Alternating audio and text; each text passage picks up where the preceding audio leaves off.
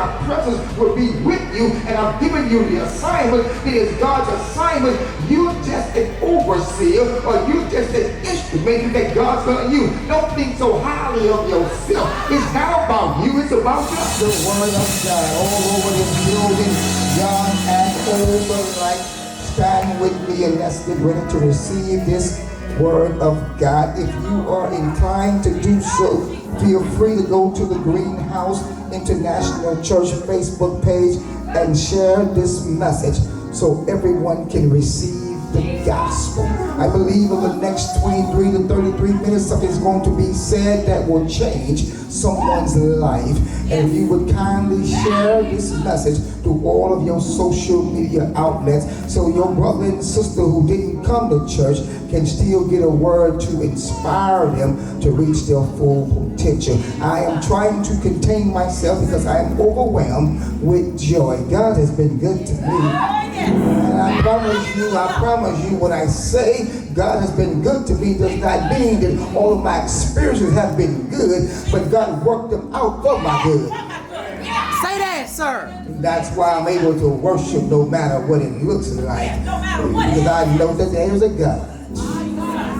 So we're going to drop right into this message. It's the final message of February as we've been celebrating Black History Month, and because we are a very diverse ministry, not only are we celebrating Black History Month, we're celebrating your history. So we've been encouraging you to pursue your place in history, to pursue your place in history, because when God created you, He had a plan and a purpose for your life. He had a plan and a purpose for your life. Can I get a towel or something, please? He had a plan and a purpose for your life. So while you're standing, as we close out February 2020 and we're celebrating Black History Month, I want you to understand today the Word of God is designed to inspire and encourage you to take your rightful place in history. Nobody here is insignificant. Nobody here is a waste of life nor space. God woke you up this morning with intentions on His mind to bless you and use you, because in God's eyesight you are great, you are wonderful, and you are blessed. You are gifted and you are talented. No matter what you may be experiencing or facing, don't cancel the fact that God had a assignment and purpose for your life. That's why you came out your mother's birth canal screaming, because you were screaming not in defeat, you were screaming in victory. You said, "World, I am here." Look in the book of Isaiah chapter 6 verse number 8. In the book of Isaiah chapter 6 verse number 8. I'm excited about my divine position and purpose.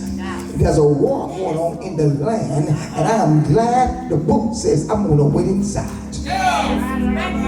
This is not a racial statement, but I am a commander that will lift up black and brown men and poor white men out of their negative situation. We're going to take the hood back, hood by hood, block by block. Everything the devil has messed with, we're going to take your sons, your baby daddies, and your husbands back and put them in a position where they can win again, so you can be connected to a winning team.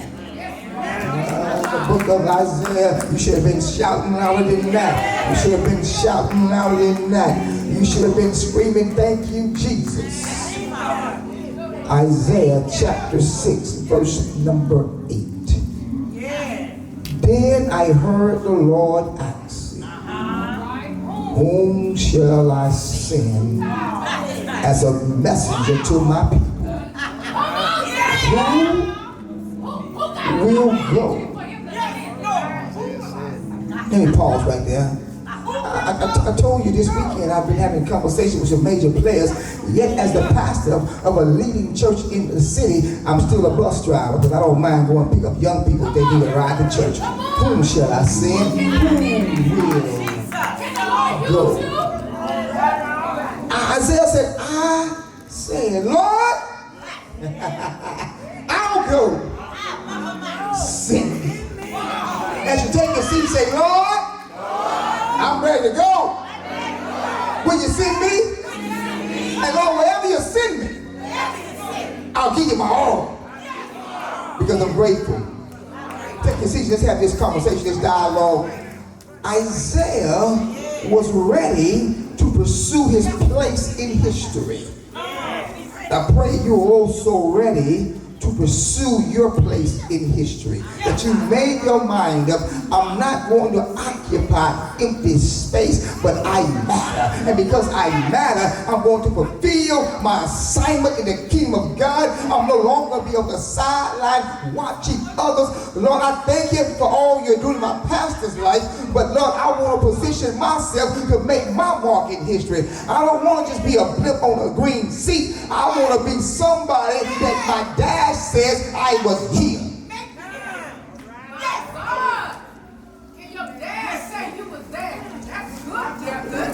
This chapter picks up in verse 1 and it gives us a background that says, in the year King Uzziah died. Watch this. The text is about Isaiah, but it starts off by saying, in the year King Uzziah died. Throughout the Bible and life, there's often a flowing path of separation before major elevation. Isaiah was a student in the time of King Uzziah. He was under the mentorship. He was faithful. He learned the lesson. He will go from student to teacher. He will go from follower to leader. There's always a transition before elevation. And what I'm afraid of is the devil has played a major trick on the younger generation, disconnected from an older generation. Well, I thank God for every golden gladiator in my life is for wisdom. I'm standing on my grandmother's prayers. I thank God for a praying grandmother. I thank God for the spirit of Agnes Bennett. When I'm down, she lifts me up through her prayer life. I thank God for the golden gladiators who come through here all times during the week just to hang around the church. They encourage me. Don't disconnect yourself from everything from the past, because you won't have a future if you disconnect yourself. Listen to what they have to say. In the year King Uzziah died, that's when elevation for Isaiah took place. Watch this. Chase, I asked Chase to give me an illustration of a spaceship. Watch this. Leave it right there. The spaceship designed by NASA has a predestined location to land at. And when it first takes off, there are some smaller rockets hooked to the major spaceship or spacecraft, but immediately after it starts to elevate, at some point to go higher, the smaller rockets have to disconnect. And I want you to understand something in life. Everyone who disconnects from you is not a bad thing. Some people have been assigned for a season and a reason. They were there to help you launch off, but don't lose focus if they disconnect. NASA launches big spaceships that are connected to the smaller rockets, but upon takeoff to get to their destination, the smaller rockets gotta drop off. Some of the smaller rockets were there to encourage you to take off. Some of the smaller rockets were there to motivate you and stimulate you, but they were not there to be your source. And often we will shipwreck and crash because somebody dropped off. Maybe the rocket was connected so it can learn from you and go and reach its destiny. Maybe the smaller rocket was there to aggravate to the point where you had to go farther. You tell yourself, don't stop. Because somebody disconnected. In the year King Uzziah died, that's when Isaiah heard the voice of God. See, maybe you're not hearing from God because you got too many kings. I hear you, sir. Maybe every time God says, I'm looking for somebody, you're too busy talking to somebody else. Isaiah declared, Lord, I'm ready to pursue my place in history. No, notice this. Isaiah prayed, Lord, send me. Before we pursue our place in history, we must first inquire of the Lord. Isaiah prayed first, Lord, send me. I pray every member of this growing church pray before they walk down their aisle. Say, Lord, send me to that church. Send me to that crazy man of faith. Lord, send me to 200 West Greens Road. Or Lord, send me to 1201 Avtex where we started. Or Lord, send me to that auditorium in Mount Middle School. Our segue point between our starting point and our point here. I prayed when you came down there, you said, Lord, send me. Because if the Lord sent you,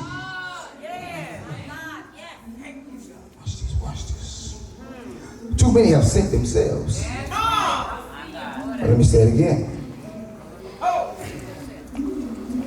Too many have sent themselves because they look good.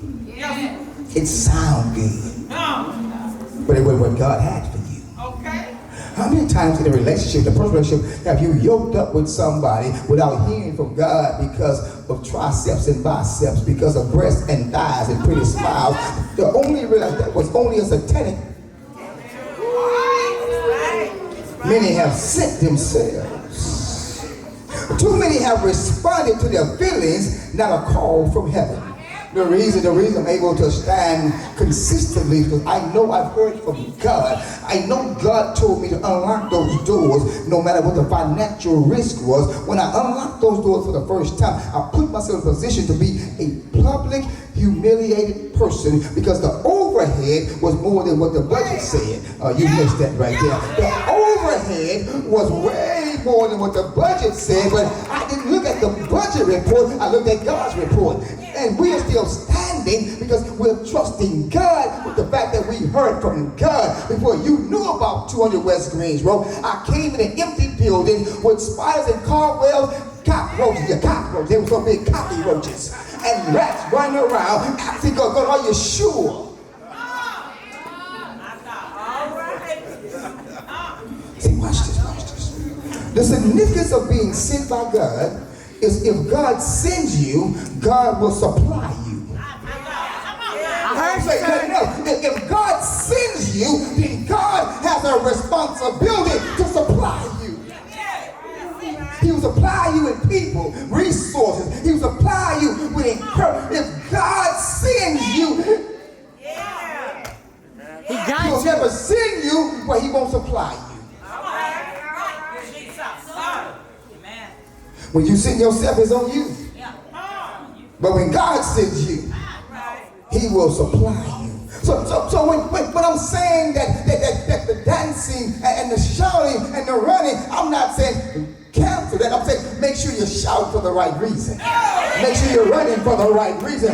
Make sure you're dancing for the right reason. When God sends you, you got a reason to dance. When God sends you, you got a reason to shout. You in God's will.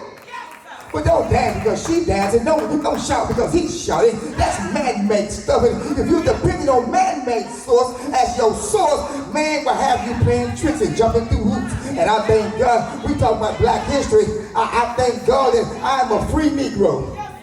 Let me say it one more time. I am a free Negro. I can say what I want to say. I can do what I want to do because God sent me to be a voice for the voiceless. And I'm not afraid if anybody walk away from me because God is the one who called me.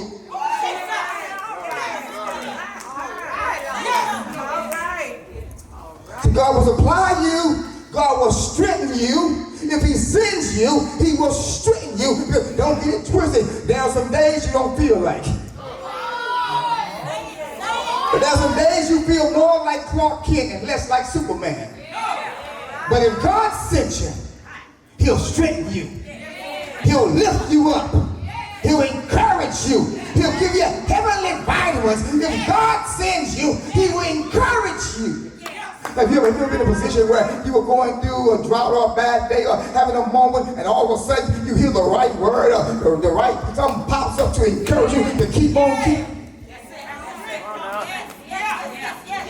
I don't know who that young man is that sent the letter from prison, but that encouraged me. The young lady who sent the text, that encouraged me. When I'm on vacation, and the leaders of the community called and said, can you just be on a Zoom message because we got to hear from you. That encourages me. All right. And God will always send an encourager. Because the Bible says, I will send you a comforter. And that's not just for a time of grieving and death, but whenever you need a word of encouragement, God will always send somebody or something to encourage you to keep on going. That's how the slaves made it on the plantation. Because God will keep putting something in their ear, keep on going. God will supply you. My God. God will supply you. Yes, He will. My TV supply me with batteries though, but God will supply you. Yes. God will strengthen you. All right. And God will save you. Yes. Get this. God will save. Yes. Yes. God will save you sometimes from yourself. Oh, thank you, God, for the untimely illustration. But that was a time where that situation, that battle would have frustrated me, but God will save you from yourself. You can't frustrate me no more. God will save you from yourself, because sometimes your worst enemy is enemy. God will save you from your past. God will save you from your bad ways. God will save you from your negative, jacked up attitudes. If God sends you, he will save you, because if you get out of God's character, it will destroy you. So sometimes God will save you by zipping your mouth. Sometimes God will save you that when you want to fight back, instead of fighting back, you'll sit back. I remember in the Bible, Jesus was going through this angry crowd, and they had made their minds up to throw him over the pyramid, and Jesus just walked through them with swag.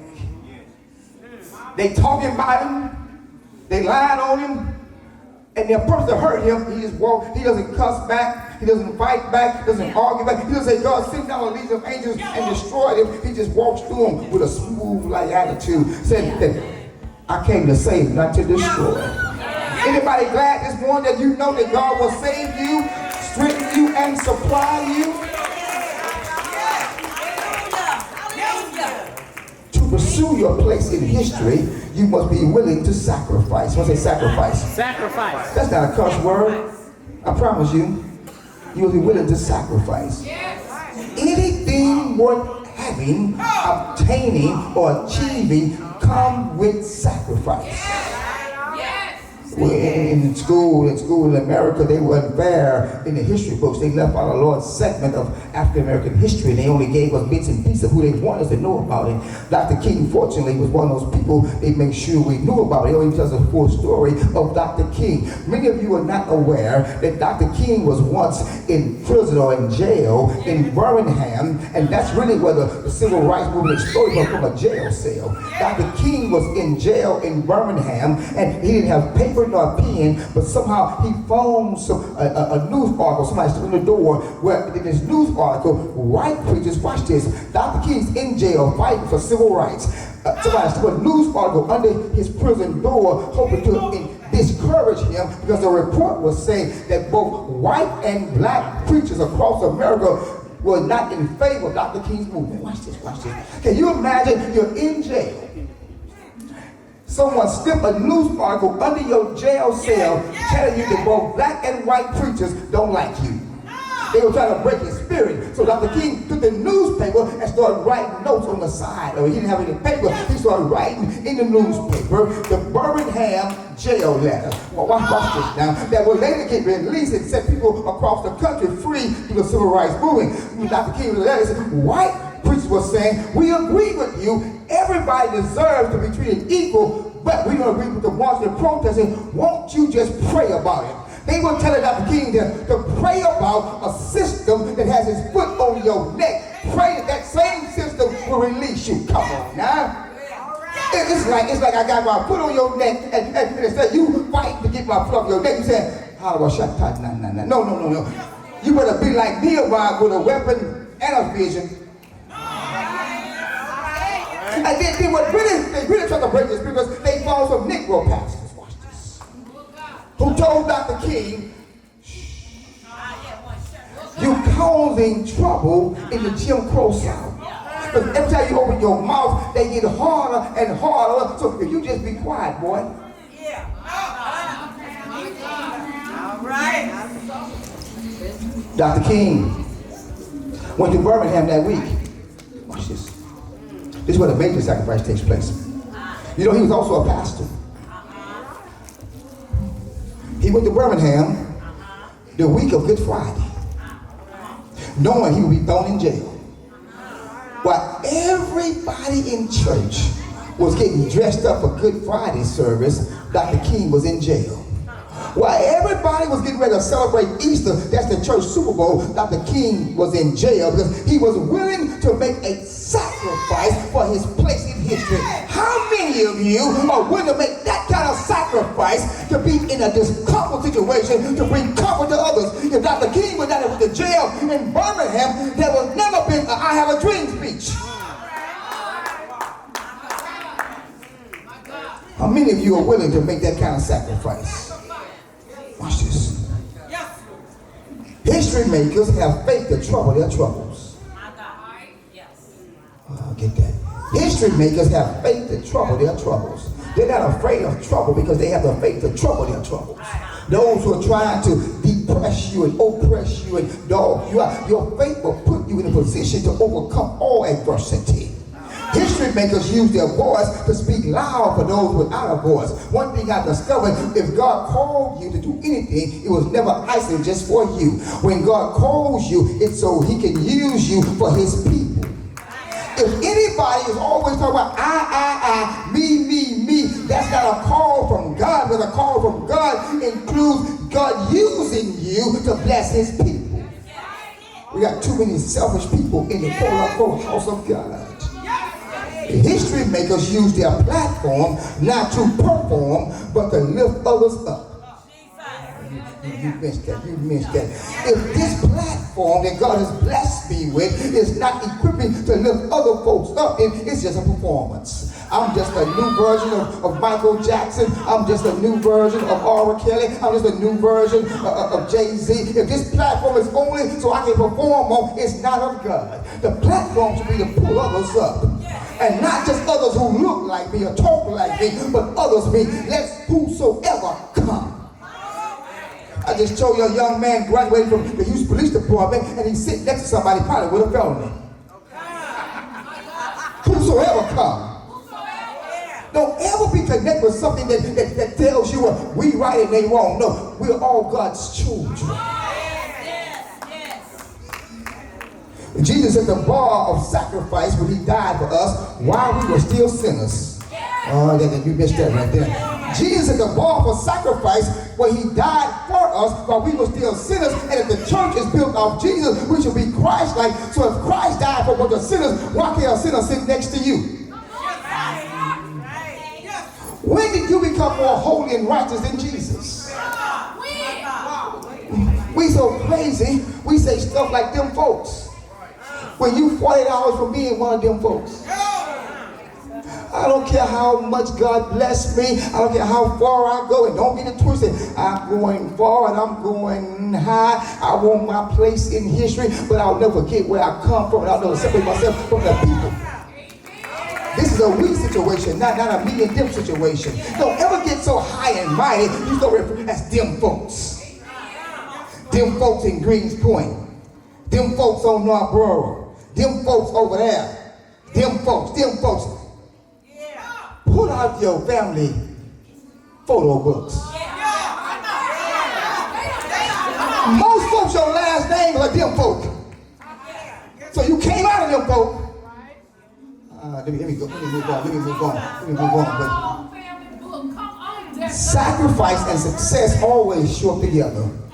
Sacrifice and success always show up together. That's why the devil wants you to stay lazy and be complaining a while because you're not with him. Sacrifice and success shows up together. I'm the first one here and the last one to leave 99.9% of the time because I understand the value of sacrifice.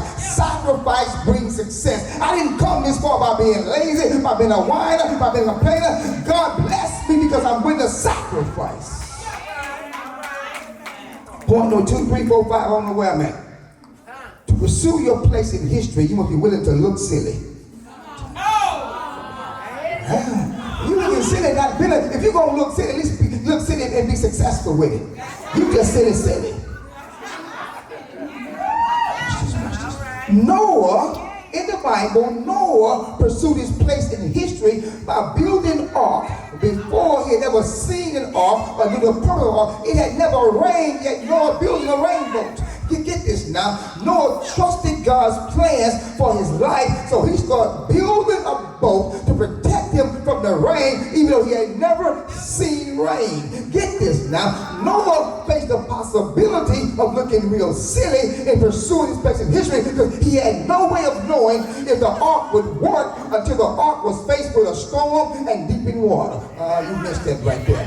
Noah had no idea if this ark thing would work until a storm showed up and deep water showed up. And Noah would look real silly if the ark would have sunk. If the ark would have broken apart, Noah would have looked real silly. But Noah trusted God, and I'm going to build this thing you told me to build. I'm going to pursue my place in history, and I'm going to trust God. And when the storm shows up and I'm deep in water, God going to show out. I wish I had somebody here this morning that made your mind up. I don't care about looking silly because I'm trusting God. And what God told me to build, when the storm shows up and when I'm deep in the water, God going to show out.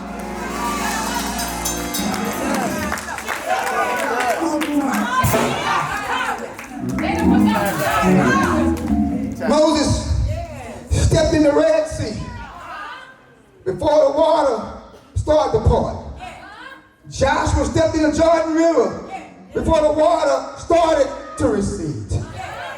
Back in the 60s in the segregated South, parents sent their young black kids to segregated schools to integrate those schools, not knowing what would happen.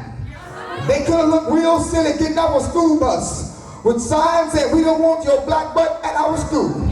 When they were getting death threats at home, if you bring your kid, we're going to kill them. But there were some black men and black women who didn't mind look silly because they knew they had heard from God. And whatever sacrifice we got to make, we make look silly while we're trying to get an education and raw eggs being thrown in our face. We're trying to learn our ABCs and they sticking dogs on us. We're trying to advance in this thing called life and they're spraying water hose on us. But those little black kids kept waking up early every morning, putting on their school clothes and saying, "I'm going to get an education." And all those children who integrated those segregated schools became very successful. They looked silly in the beginning, but in the end they got degrees and they became doctors and lawyers and politicians and teachers and leaders. If you're going to make your mark in history, sometimes you got to go in looking silly. But if God sends you, He will elevate you, He will promote you, He will increase you, He will bless you. I'll never forget one of the first conversations I had with Shari, the cameraman. He both said, "Hey, Pastor, my camera feeds me. My camera puts food on my table." And I was trying to dissect what he was saying. He said, "I know God gave me a gift. God gave me a skill. And I'm going to trust God because the Bible says God will make a way." The Bible says your gift shall make room for you. And he's been eating off his camera. And I dare you to get up out your seat and look at your hands and say, "Whatever God put in my hands, I may look silly going in, but I'm going to keep on painting. I'm going to keep on writing. I'm going to keep on singing. I'm going to keep on dancing. I'm going to keep on running. I'm going to keep on building. I'm going to keep on trusting and watch God."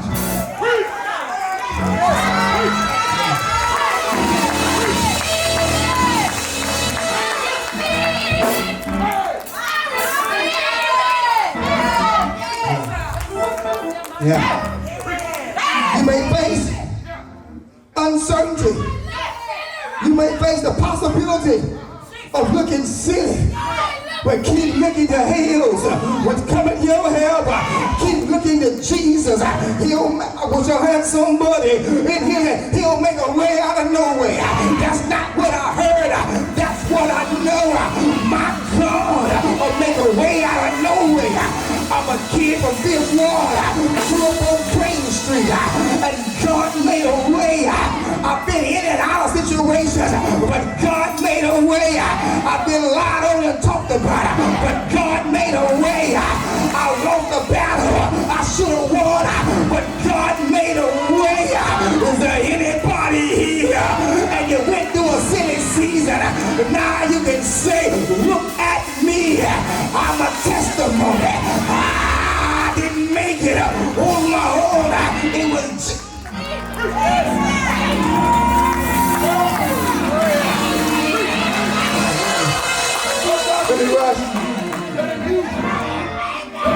Let me rush. Let me rush. To pursue the place in history, you must be willing to overcome being scared. Turn your Bible, stand with me real quick, let me keep your attention. Stand with me and go to the book of Daniel, chapter 6. They got some real good soul food back there, so I promise you, if we go over, it's because they ain't been cooking yet. Blame it on the cook. Not the alcohol, but blame it on the cook. Daniel chapter 6, drop down to verse number 10. I pray you're being blessed. I pray you're being encouraged. I pray you're being excited. And not just excited, but incited.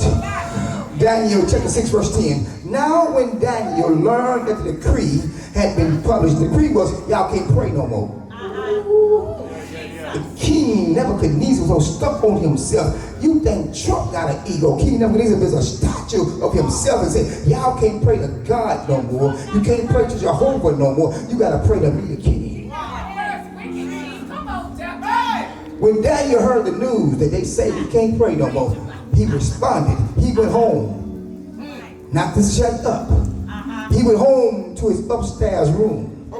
Where the windows opened toward Jerusalem, where the king was. And all the king's people, and all the king's men. He went to the window to make sure they saw him and heard him.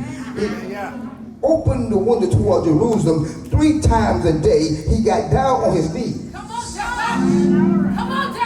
Before Daniel kneeled.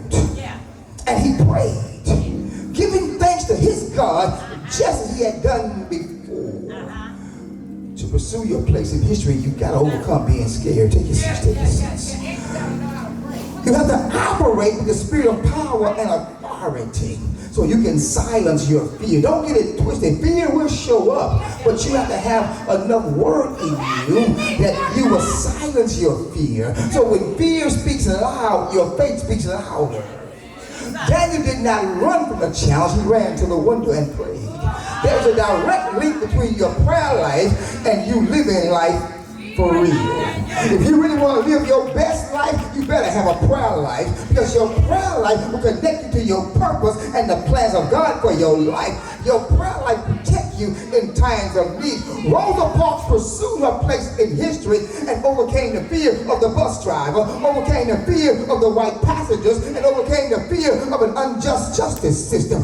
Rosa Parks sat without being scared so others can stand without being scared. She could have been killed by the bus driver, beaten by the passengers, or thrown in jail by an unjust system. Yet she sat without fear, so one day you and I can stand without fear. God did not give us the spirit of fear. Therefore, it's time to stop operating in fear and being scared, and it's time to pursue your place in history. Tell your neighbor, it's your time to pursue your place in history. Stop being scared of looking silly and make the sacrifice. Oh, let's get out of here. Let's get out of here. Listen, let me teach us all now. We open with Isaiah pursuing his place in history. So let's close with Jesus giving the church its mission statement based on Isaiah's call. Let's connect Isaiah to Jesus. But remember, if Jesus Christ birthed the church, and I don't want to be a part of no church didn't be birthed out of Jesus. Jesus Christ birthed the church. He said, upon this church I will upon this rock I will build my church, and the gates of hell shall not win or prevail. So if the gates of hell cannot defeat the church that Jesus built, then if we pursue our place in history as a church, we must be a Christ-like church. So stand with me for the last time. Turn your Bible to Luke chapter 4. Luke chapter 4. We almost done. Luke chapter 4, verse 16. Because if we're going to win and pursue our place in history as a church, we got to do it as Jesus did it. Stop talking about denominational this and that and how we did it back then and where. Just do what Jesus did. If you really want to impact this community and this city, if you really want to be a kingdom player, just do what Jesus did. Don't trust nobody's intellect. Just do what Jesus did. Luke chapter 4, verse 16. Watch this. He went to Nazareth, he being Jesus, he went to Nazareth where he had been brought up. He went back to the same hood he grew up in. And on the Sabbath day, he went into the synagogue as was his custom. He went to church. That's what he did. He went to church. So we should be going to church. If Jesus went to church, we should be going to church. He stood up to read, and the scroll of the prophet Isaiah was handed to him. He's getting ready to read what Isaiah said. Unrolling it, he found a place where it is written, verse 18, the Spirit of the Lord is on me, because he has anointed me to proclaim good news to the poor. He has sent me to proclaim favor for the prisoners and recovery of sight to the blind, to set the oppressed free. Verse 19, to proclaim the year of the Lord's favor. Take your seat and declare, to pursue our place in history, GHIC must be Christ-like. And I'm declaring the favor of the Lord is on this church in the year 2020. The favor of the Lord, the fall is so heavy, Stevie Wonder can see it. But we must be like Jesus. So let me close with this. How do we break down Luke chapter 4, verse 16 through 19? I see first we have a responsibility if we're going to leave our mark in history to take care of the poor. Jesus says the poor will be with you always, but we have a responsibility and a mandate to take care of the poor. Pastor, how do we take care of the poor? In the tangible realm, every day, Monday through Friday, poor people are able to come to 200 West Greens Road, get free groceries and encouragement. I say free groceries and encouragement. Throughout the summer, 200 kids show up here every day for a free, hot, healthy meal. How do you take care of the poor? You educate them so they'll be poor no more. You encourage them so they let them know that this is not a hand out but a hand up. Because I may be in your situation one day, so let me bless you so you can one day bless me, because I see greatness in you, man. I see greatness in you, woman. We encourage the poor. We empower the poor so they will stop being poor and start being a major player. And then we employ the poor. That's why you hear me looking for jobs, not for myself or other folks. We want to make sure the poor have a job, and that job becomes a seed, and that seed elevates you out of your poorness. Number two, prisoners, how are we responsible? They made a mistake, now they messed up. Them some bad actors. Well, if truth be told, if you really were honest with yourself, you've done something too. You just got away in the nick of time. Or grace covered you. You do know if you're driving drunk, you can go to jail. And how many of you have left the club tipsy in a little bit, messed up on the floor, and by the grace of God, you made it home without killing yourself or killing somebody else. So don't be so holy. Don't be so holy. How many of you have done something that could have gotten you locked up, but grace showed up? So stop tripping. You ain't all that.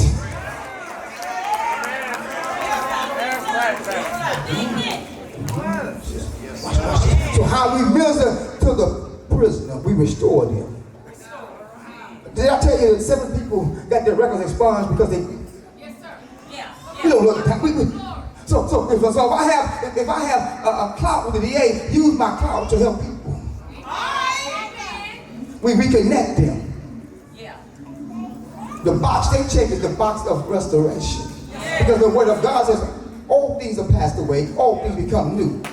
Not just for you and your church going folks, but all things become new. We reconnect them and we receive them. Oh, you missed that, you missed that, you missed that. A prison, not just somebody who's been in jail or in car. A prison is somebody who's depressed. You in prison of depression. Suicidal thoughts have you in prison. Poverty spirit have you in prison. Negative attitude have you in prison. We receive those who are jacked up and give them hope. Because all of us have to escape some type of captivity, some type of prison, mentally, emotionally, financially, spirit. Maybe your family tree has locked you up, but now you're going to be set free. There are no generational curses you can't be set free from. And then we have a responsibility to the blind. Well, Pastor, the blind, what can we really do for the blind? We give them vision. Because all blind folks are not physically blind. Some of you can see but can't see. You can't see your way beyond your current situation. You can't see your way out of your family tree. You can't see your way out of bondage. You can't see your way out of your spin number. You can't see your way out of your bad credit. You can't. So we got to give you a vision. You can see yourself out of it. And as a church, we should not depress you. We should give you a vision to see your way out. And finally, number 4, it says the oppressed, those who have been pressed down. Systematically, socially, mentally, they've been pressed Back in the day. But you could drink that wine. Some of y'all like yesterday, but I'm trying to keep y'all in that wine. What's my girl name there? That wine. But before you can savor the flavor of the wine, it had to be pressed down. Yeah, talk about it. The pressing. And when you press it down, the grapes, they will press down, something inside of it will come out. And that's what Jesus does to the oppressed. When the world is pressing you down, it's not to destroy you, it's not to defeat you, but so Jesus can get the best out of you. So if you feel oppressed, if you feel like the world is trying to crush you and hold you down and mess you up, don't put your eyes on the oppressor. Put your eyes on Jesus. He's going to take the oppression and pull the greatness out of you. So our job as a church to set our oppression is to take the oppressed and pull the best out of them. I'm telling you, in the hands of Jesus. In the hands of Jesus. In the hands of Jesus. Yes, God. When the sister brought these prayer pillars and covered in green for the memories of life, it was when you come to the altar, oppressed, depressed, drop it on there. Jesus says that thing that thought it was going to hold you down, when you come before me. That's why the songwriter said, bow down and worship me. Not because of the oppression, not because of the depression, not because of the poverty, not because of the prison state, but you come and bow down. Because no matter what you went through, when you bow down, when I lift you up, the thing that was over you, now you're over it. I think it's a good point to stop that right there. If you're here this morning and you are going through spiritual warfare, you feel like you're boxing. I think it was boys to men, no, boys in the hood, and Cuba Gooding character, Trey had just got jacked up by the police, and he went home and hold his back for a second day. He went to his girlfriend's house and she started looking at his face and she's like, Trey, what's wrong? What's wrong? He was trying to fight his way out of a situation. And she grabbed him by the hand and started encouraging and comforting him. And that's what his hope is. You've been trying to fight your way out of a bad situation. And so you fight the air, you just can't connect. But when you get to his altar, Jesus is to connect you to your power source. You cannot pursue your place in history until you connect with Jesus. I can do all things through Christ, which strengthens. So my first call this morning is, if you're here and you're disconnected from Jesus, I don't care what the story is. We all got a story. Meet me down this aisle and get with Jesus. As you get with Jesus, I got another appeal. Let me be your pastor and let my crazy faith become contagious and become your crazy faith. Because through faith, nothing's impossible. So I offer you Jesus, I offer you a relationship with this Greenhouse International Church. If you've never been baptized, that's our baptismal pool over there. You can get baptized and start your life all over again. And then finally, if you're here, you want to pray with you, not for you or with you. You want to pray with you? Because we're a team. You come down this aisle. You come because you need Jesus. You come because you need a pastor. You come because you desire to get baptized. You come for prayer. Whatever your situation, whatever your condition, you just come down this aisle. God has something in store for you. Jesus.